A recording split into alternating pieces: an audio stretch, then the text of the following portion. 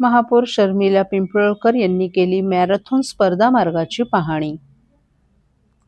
ठाणे महापालिकेच्या वतीने आयोजित करण्यात येणारी 32वी ठाणे महापौर वर्षा मॅरेथॉन येत्या 30 ऑगस्ट रोजी उत्साहात पार पडणार असून या पार्श्वभूमीवर महापौर शर्मिला पिंपळकर यांनी आज पदाधिकारी आणि अधिकाऱ्यांसमवेत संपूर्ण मॅरेथॉन मार्गाची प्रत्यक्ष पाहणी केली आणि स्पर्धा मार्गावर आवश्यक त्या ठिकाणी रस्त्याच्या दुरुस्ती करण्याच्या सूचना संबंधित विभागाला दिल्या आहेत।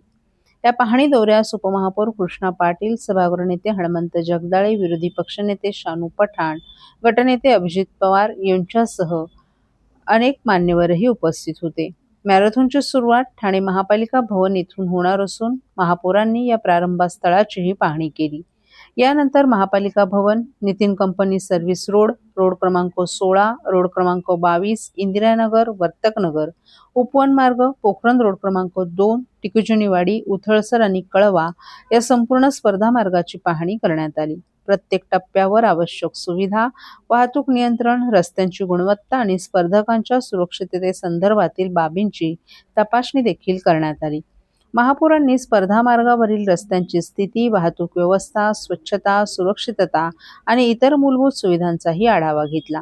नितीन कंपनी सर्व्हिस रोड येथे जी कामं सुरू आहेत ती स्पर्धेच्या दिवशी स्पर्धा संपेपर्यंत बंद ठेवण्याबाबत संबंधित प्राधिकरणाशी समन्वय साधण्याच्या सूचना दिल्या।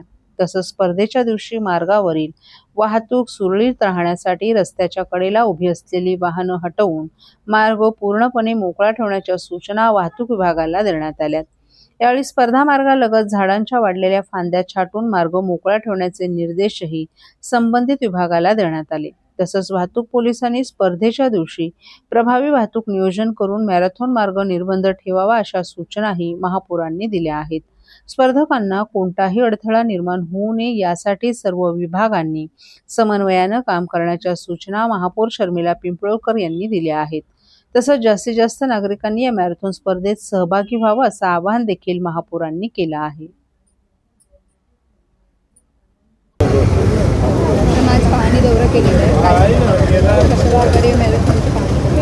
सर्वांना माझा नमस्कार। ठाणे शहरामध्ये मॅरेथॉन स्पर्धा ही घेतली जाते ठाणे महानगरपालिकेच्या माध्यमातून। ही 32वी मॅरेथॉन स्पर्धा आहे। आज 7 वर्षाने पुन्हा एकदा ठाणे शहरामध्ये ही मॅरेथॉन स्पर्धा धावणार आहे। खेळाडूंना एक आव्हानात्मक खरं तर आहे। बरेच खेळाडूंचे महापौर म्हणून मला फोन आलेले आहेत की मॅडम खूप तुमचे आभार की ही स्पर्धा तुम्ही ठाणे शहरात पुन्हा एकदा घेताय।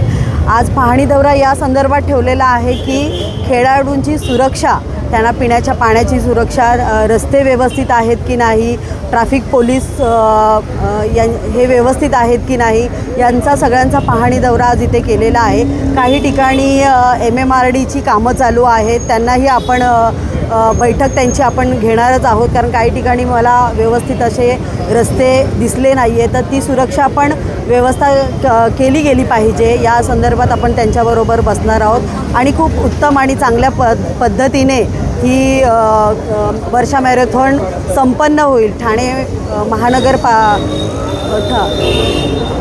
महाराष्ट्र राज्याचे लाडके उपमुख्यमंत्री एकनाथजी शिंदे साहेब यांच्या मार्गदर्शनाखाली गेली 32 वर्ष ही मॅरेथॉन स्पर्धा सतत चालू असते आणि यापुढेही ती त्याच पद्धतीने खूप उत्तम आणि चांगल्या पद्धतीने चालू राहील।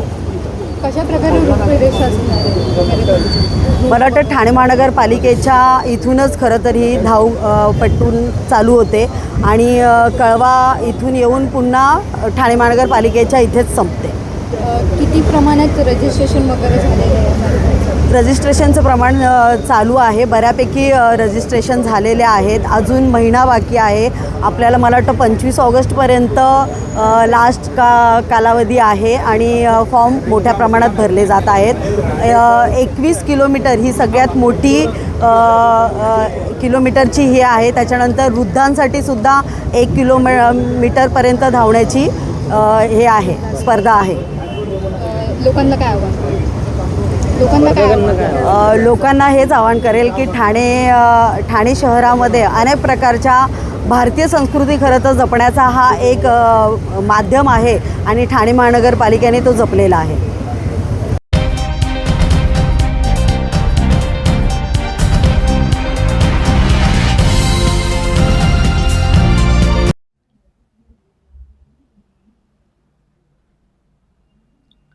ठाणे महापालिकेमध्ये आर्थिक तूट असताना आलिशान गाड्यांवर लाखोंची उधळपट्टी.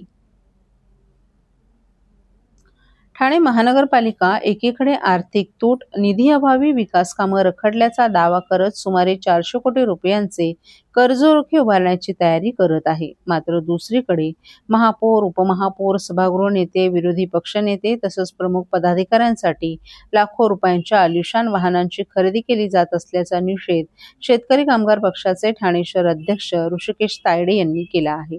याबाबत ठाणे महानगरपालिकेच्या आयुक्तांना निवेदन देऊन वाहन खरेदीचा निर्णय कोणी घेतला, त्यास मंजुरी कोणत्या ठरावाद्वारे देण्यात आली, आर्थिक तूट असताना निधी कोणत्या तरतुदीतून उपलब्ध करण्यात आला यांच्यासह विविध प्रश्नांची लेखी उत्तरं देण्याची मागणी करण्यात आली आहे. याचबरोबर ब्रह्माळा तलाव परिसरात झाड पडून गंभीर जखमी झालेल्या दीपा चौधरी यांना अद्याप नुकसान भरपाई मिळाली नाही. या संदर्भात शेतकरी कामगार पक्षाच्या वतीनं 2 वेळेला निवेदन देऊनही प्रशासनानं कोणतीही ठोस कार्यवाही केली नसल्याचा आरोप ऋषिकेश तायडे यांनी केला आहे. सोबत चौधरी यांच्या कुटुंबियांनी देखील तात्काळ दखल घेऊन मदत करण्याचं आवाहन केलंय. सर, गेल्या काही दिवसांत तुम्ही पाहिलं तर इलेक्ट्रिक गाड्यांचा प्रवास होता, आता आलिशान गाड्यांचा प्रवास पाहायला मिळतो. तुम्ही देखील एक पत्र लिहिलेलं आहे. काय त्या पत्रामध्ये नमूद केलं, काय सांगाल तुम्हाला? जसं आता तुम्ही बघू शकतात की आता एक VIP कल्चर चालू झालेलं आहे ठाणे महानगरपालिकेमध्ये. आता तुम्ही बघितलं तसं महापौर असतील, उपमहापौर असतील, विरोधी पक्ष नेता असतील, सभागृह नेते असतील, यांनी आज आलिशान ह्या गाड्या XUV 700 या त्यांना देण्यात आलेल्या आहे. महापालिका आर्थिक याच्यामध्ये त्रुटी असताना आलेल्या असताना पण त्यांना हे अशा गाड्या त्यांनी घेतलेल्या आहे. आम्हाला क्यू येते की इथे विकास कामं होत नाहीये, काही होत नाहीये आणि याच्यामध्ये त्यांनी हे अशा गाड्या घेतलेल्या आहे. आज महानगरपालिकेला 400 कोटींचा कर्ज घेण्याची वेळ आलेली आहे आणि त्यामध्ये पण हे अशा गाड्या घेतात आणि त्याला विरोधी पक्ष नेते पण विरोध करत नाहीये अशा यांना. उलट त्यांनी पण गाडी घेतलेली आहे. याचं आम्हाला आश्चर्य वाटतंय. त्यासाठी आम्ही आयुक्तांना, महापौरांना, उपमहापौरांना आणि विरोधी पक्ष नेत्यांना आणि सभागृह नेत्यांना पत्र दिलेलं आहे. आम्ही सांगितलेलं आहे की मागे जे दीपा चौधरी म्हणून ज्या महिला होत्या त्यांच्या अंगावरती झाड कोसळून त्या गंभीररित्या जखमी झालेल्या होत्या. त्यांच्यावरती उपचार करायला, त्यांना नुकसान भरपाई द्यायला यांच्याकडे पैसे नाही आहेत आणि अशा आलिशान गाडी घ्यायला यांच्याकडे पैसे आहे. त्यांना आम्ही सांगितलेलं आहे जर त्यांना लवकरात लवकर जर नुकसान भरपाई दिली नाही तर आम्ही भीक मागो आंदोलन करणार आणि ते काय ठाणेकर जनतेकडून नाही करणार, कारण ठाणेकर जनता ही कर भरते. पण आम्ही आयुक्तांच्या दालनापासून म्हणजे आयुक्तांपासून ते खाली अतिरिक्त आयुक्त असू द्या, उपायुक्त असू द्या, महापौर असू द्या, उपमहापौर असू द्या, विरोधी पक्ष नेते असू द्या किंवा सभागृह नेते असू द्या, ज्यांनी गाड्या घेतल्या त्यांच्यापर्यंत जाऊन त्यांच्याकडे आम्ही भीक मागो आंदोलन करणार. कारण जर महापालिकेकडे पैसे नाहीये त्यांच्याकडून आम्ही पैसे घेऊन नातेवाईकांना देण्याचा आम्ही प्रयत्न करणार आहोत.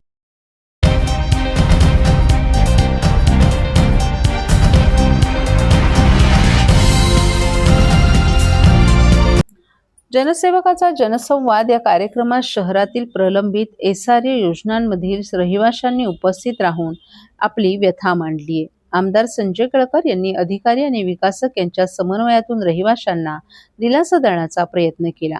भाजपच्या खोपट येथील कार्यालयात आयोजित कार्यक्रमात अनेक पीडित रहिवाशांनी धाव घेत आपल्या तक्रारी मांडल्या.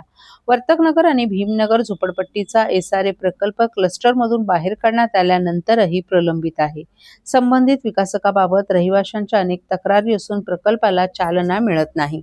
येथील पीडित 350 कुटुंबियांना हक्काचं घर मिळावं यासाठी आपण प्रयत्नशील असून लवकरच SRA अधिकाऱ्यांसोबत बैठक घेतली जाणार असल्याचं केळकर यांनी सांगितलं. आंबेडकर रोड येथील SRA प्रकल्पातील सुमारे 450 कुटुंब हवालदिल झाली असून त्यांचे प्रतिनिधी देखील यावेळी उपस्थित होते. यावेळी केळकर यांनी संबंधित विकासकाला देखील निमंत्रित केलं होतं. या बैठकीत क्लस्टर योजना राबवायची की SRA प्रकल्प राबवायचा यावरही चर्चा झाली. सुमारे 19 वर्ष योजना रखडल्यानं हक्काचं घर मिळणार की नाही असा प्रश्न उपस्थित झाला असून लवकरच यातून मार्ग काढणार असल्याचं केळकर यांनी सांगितलं. यावेळी कापूरबोडी येथील गाळेधारकांनी देखील उपस्थित राहून व्यथा मांडली. हे रहिवासी गेली 50 वर्ष व्यवसाय करत असून अचानक त्यांच्या डोक्यावर कारवाईची टांगती तलवार आलीये. या रहिवाशांचा हक्क अबाधित ठेवण्यासाठी आपण प्रयत्नशील असून ठोस कार्यवाहीचा आग्रह धरणार असल्याचं केळकर यांनी सांगितलं. शहरात अनेक एसआरए प्रकल्प वर्षोनुवर्ष रखडले असून विकासकांच्या भ्रष्ट कारभारामुळे रहिवासी हवालदिल झाले आहेत. अशा विकासकांवर MPID अंतर्गत कारवाई करावी यासाठी आपण अधिवेशनात सातत्यानं आग्रह धरल्याचंही त्यांनी सांगितलं. शहरात जमीन बळकवण्याचे प्रकारही मोठ्या प्रमाणात होत असून गुजरातच्या धर्तीवर कठोर कायदा आणण्याचा पुनरुच्चारही केळकर यांनी केला. या उपक्रमाला सातत्याने SRAच्या संबंधी मांडतोय आणि हे किती खरं आहे ते याच्यावरून आपल्याला कळतं. SRA प्रकल्प जे आहेत ते झोपडपट्टीवासियांना शाप की वरदान अशी परिस्थिती आज ठाण्यामध्ये काही ठिकाणी निर्माण झाली आहे आणि त्याच अनुषंगाने वर्तकनगर येथील भीमनगर ही जी झोपडपट्टी आहे, हा जो SRAचा प्रकल्प आहे तो प्रकल्प जो विकासक आहे त्या विकासकाचं नाव स्वामीराज बिल्डर आणि विहान बिल्डर. त्यांचं दुखणं हेच आहे, एक तर क्लस्टरमधनं हाय पॉवर कमिटीला सांगून आम्ही यांचा प्रकल्प जो आहे तो बाहेर काढला की बाबा हा SRA प्रकल्प म्हणूनच झाला पाहिजे आणि त्यानंतर आता म्हणजे आगीतून फोपाट्यात गेल्यासारखं त्यांना झालं. आता विकासकाची तक्रार ही सगळी मंडळी त्या प्रकल्पाची आली होती, झोपडपट्टीवासी आले होते. जवळजवळ 400-450 झोपडपट्टीवासी आहेत आणि विकासक अजून पुढे कुठलीही काही त्या प्रकल्पाला चालना देत नाही आहे. आता त्या संबंधामध्ये कठोर निर्णय घेण्यासंबंधी लवकरच SRAच्या कार्यालयामध्ये देखील बैठक घ्यायला लागणार आहे. दुसरा प्रकल्प जो आहे तो या इकडचा आंबेडकर रोड जो ठाणे शहरामधला आहे त्या भागातल्या 400-500 झोपडपट्टीवासियांचा आहे. 19 वर्ष ते रखडले होते आणि काहीच तयार होत नव्हतं, कागदपत्र तयार होत नव्हती आणि त्याच्यामुळे इतकी दिरंगाई झाली होती. आज मी प्रत्यक्ष हा प्रकल्प राबवणारे विकासक आणि झोपडपट्टीधारकांचे त्या कमिटीचे प्रतिनिधी यांची देखील बैठक घेतली आणि 2 पर्याय त्यांच्यासमोर त्यांनी ठेवले की क्लस्टरमध्ये आपण जाणार का SRAमध्ये जाणार. तर त्या दृष्टीने या आठवड्याभरामध्ये किती पात्र होऊ शकताय याची यादी बनवून विकासक आणि हे झोपडपट्टीधारक त्यांची कमिटी हे माझ्या उपस्थितीत बसून पुढचा जो आहे तो निर्णय करणार आहेत.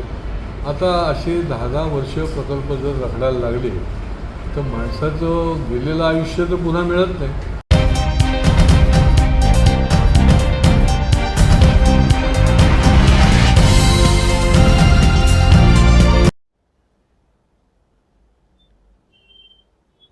राष्ट्रवादी काँग्रेस पक्ष अजित पवार पक्षाच्या अध्यक्ष आणि उपमुख्यमंत्री सुनेत्रा पवार यांच्याबद्दल भारतीय राष्ट्रीय काँग्रेस पक्षाचे महाराष्ट्र प्रदेश अध्यक्ष हर्षवर्धन सकपाळ यांनी काढलेल्या अपशब्दांच्या विरोधात आज ठाण्यातील काँग्रेस कार्यालयाबाहेर राष्ट्रवादी काँग्रेस अजित पवार पक्षाच्या वतीने नगरसेवक सुहास देसाई यांच्या नेतृत्वाखाली काँग्रेस कार्यालयाबाहेर बॅनरवर शाई फेकून तीव्र आंदोलन करण्यात आलं.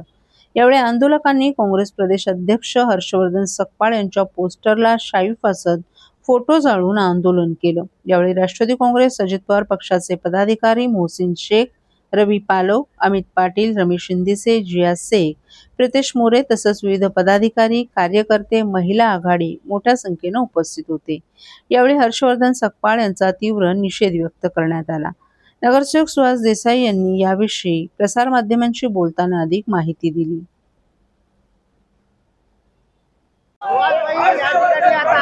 सुरू झालेलं आहे. हर्षवर्धन सकपाळ यांनी ज्या प्रकारे वक्तव्य केलेलं आहे या वक्तव्याचा निषेध तुम्ही व्यक्त करताय. आंदोलन सुरू झालंय आणि अख्ख्या महाराष्ट्रामध्ये आंदोलन चालू आहे. हर्षवर्धन काय त्याचं नाव काय त्या नाव पण आठवत नाही. तो सकपाळ ही काँग्रेस संपायला आली आहे तर संपत आलेल्या काँग्रेसचा अध्यक्ष आहे आणि त्या एका लायकी नसलेल्या माणसाने आज आमच्या ताई आदरणीय उपमुख्यमंत्री सुनेत्राजी पवार यांच्या विरोधात जे वक्तव्य केलंय हेही चुकीचं आहे. एका महिलेच्या विरुद्ध असं वक्तव्य करणं हे चुकीचं आहे. त्याचा आम्ही निषेध करतो आणि ह्या हर्षवर्धन सकपाळचा काँग्रेसची तातडीने राजीनामा घ्यावा व त्याने महाराष्ट्रात तोंड घेऊन निघून जावं. नाहीतर तो जिथे जाईल त्याचा तोंड आम्ही काळं करू. आम्ही ताईंचे कार्यकर्ते खंबीर आहोत.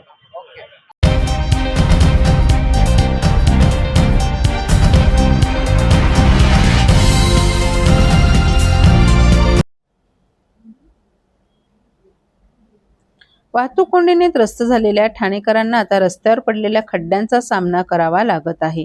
निकृष्ट दर्जाची कामे आणि भ्रष्टाचारामुळे नागरिकांच्या जीवाशी खेळ सुरू असल्याच्या निषेधार्थ आज मनसेनं खड्ड्यात झाडे लावून महापालिका प्रशासनाचा निषेध व्यक्त केला. शहर अध्यक्ष रवींद्र मोरे यांच्या नेतृत्वाखाली झालेल्या आंदोलनात नैनेश पाटणकर, संदीप साळुंके, संजय भुजबळ, स्वप्नील बोराडे आदींनी भाग घेऊन महापालिका प्रशासनाचा तीव्र निषेध केला. शहरातील सर्व धोकादायक खड्डे तात्काळ आणि दर्जेदार पद्धतीने बुजवावेत, अन्यथा नागरिकांच्या सहभागातून यापेक्षाही तीव्र स्वरूपाचं आंदोलन करण्यात येईल. नागरिकांच्या सुरक्षतेची कोणतीही तडजोड सहन केली जाणार नाही असा इशाराच मनसेनं दिलाय.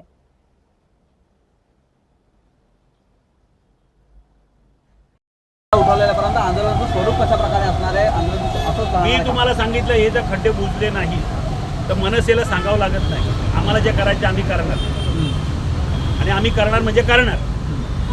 त्याच्यासाठी काय कुठला काय म्हणतात ते मूर्त काढायची गरज नाही. मी MSCBL मध्ये होतो, तिथे आंदोलन चालू होतं स्मार्ट मीटरवरती. तिथे मला फोन आला की इथे एक मुलगा पडला आणि मुलं वाचला. तसेच आम्ही तिथून निघालो आणि इथे आलो. कुठेतरी हे एवढे सगळे खड्डे, एकच खड्डा नाही आहे ना, तिथपासून खड्डे. मी प्रत्येक खड्ड्यात आमचा पदाधिकारी उभा केला होता. पण हे आम्ही तिथे आल्यामुळे आम्ही सगळ्या मुलांना बोलू शकलो नाही. आणि सगळी मुलं आली ना, हे वाहतूक कोंडी झाली असेल, ती आम्हाला करायची नव्हती. कोणाला म्हणजे आम्ही जरी रस्ता बंद केला तरी तो नागरिकांनाच त्रास आहे ना. राजसाहेबांचं म्हणणं आहे की लोकांना त्रास होईल असं काही करू नका. म्हणून आम्ही जर जास्त मुलं तिथे असतो तर आंदोलन, हे वाहतूक कोंडी झाली असेल, ती वाहतूक कोंडी होऊ नये म्हणून लिमिटेड लोकांमध्येच मी केलं. आणि वाहतूक कोंडीला कुठे त्रास करून दिला नाही. मी अधिकाऱ्यांना तेच सांगितलं, तुम्ही वाहतूक कोंडीचं माझ्यावर सांगता, ते वाहतूक कोंडी माझ्यामुळे झालेली नाही. मंत्र्यांना, अधिकाऱ्यांना काय सांगणार आहे? मंत्र्यांना माझी विनंती आहे की सर तुम्ही पण इथून जाता जरा लक्ष द्या. तुम्ही हा पूर्ण महाराष्ट्र तुमचा परिवार समजता, तर तुम्ही लवकर खड्डे बुजवून टाका. Okay, thank you.